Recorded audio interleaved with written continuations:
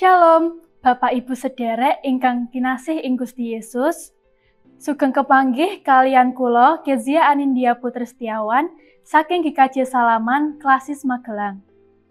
Sakmenika kita sesarengan badhe mirengaken sabdanipun Gusti lumantar panyuraos Sabda Winedar. Dinten sakmenika Ahad Legi 13 Juli 2020 Minggu Limrah waosan kapetik saking pangandaring Toret 3 ayat 9 dumugi 11, Jabur selawe ayat 1 dumugi 11, Kolose 1 ayat 1 dumugi 11, Selukas 11 ayat selawe dumugi 3 pitu, kanthi jejer Gusti Yesus Sang Guru. Nats punika kapetik saking Lukas 11 ayat selawe. Guru, punapa ingkang kedah kula lampahi, amrih kula angsal gesang langgeng? Wonten ing kitab suci, Gusti Yesus asring dipun sebat guru utawi rabi. Wonten ing Yohanan 13 ayat 13 malah dipun tandhesaken bilih panjenenganipun punika guru lan Gusti.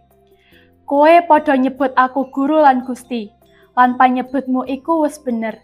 Awit aku iki pancen guru lan Gusti.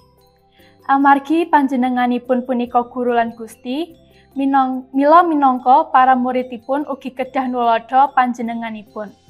Tegesipun inggih punika, sedaya pamikiran, sikep lan gesang padintenan, namun nulada saking Gusti Yesus kemawon.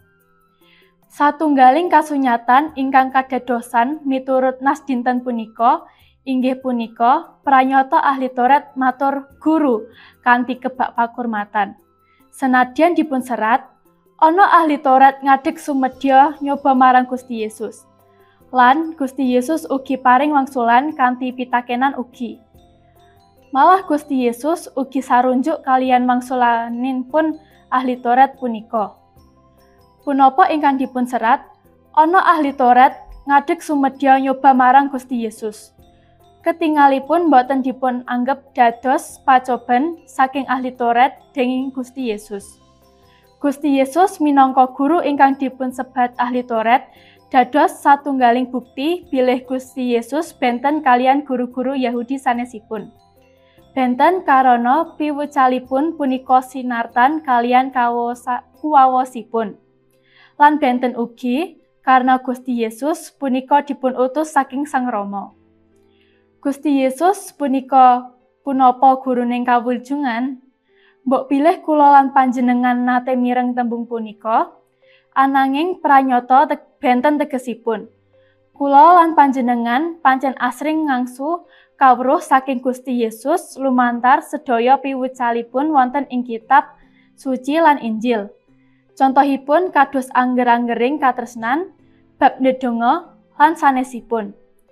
Kula lan panjenengan rumaos remen sanget lan nampi panglipuran nalika sinau bab punika.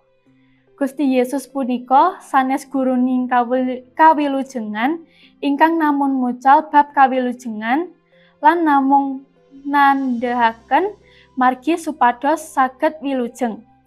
Gusti Yesus punika Sang Juru Wilujeng piyambak. Panjenenganipun ingkang maringi kawilujengan. Sumangga nalika ngakeni Gusti Yesus punika Sang Juru Wilujeng kanthi iman lan kapidatosan, bilih panjenenganipun saged maringi sih rahmat kawilujengan ingkang langgeng lumantar pangorbananipun. Sumangga dipun raos-raosaken, Gusti berkahi. Amin.